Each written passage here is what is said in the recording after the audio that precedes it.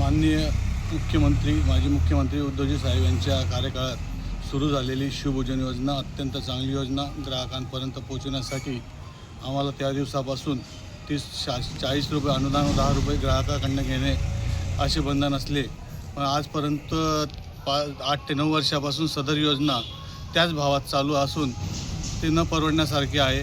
कारण महागाई वाढलेली असून तांदळाचे रेट अत्यंत जोरात प्रमाणात वाढलेले आहेत. 1 किलो मागे 15 ते 20 किलोचा फरक आज तांदळात जाणवतो व तांदूळ हा भात देणे त्या जेवणात क्रमप्राप्त आहे. तेलाचे भाव गगनाला भिडलेले आहेत. हे सर्व करत असताना शासनाने कोणत्याही प्रकारचे वाढीव दर अजूनपर्यंत दिलेले नाहीत. त्यामुळे आम्ही संकटात असून त्यातल्या त्यात शासनाने 5 महिन्यापासून अनुदान देखील प्रलंबित आहेत. हे अनुदान नसल्यामुळे शिवभोजन योजना चालवणे हलाखीचे झालेले आहे.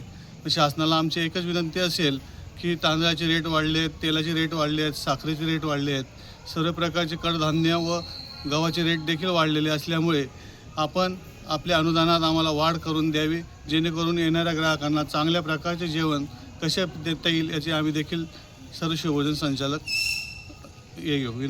विनंती आहे शासनाला.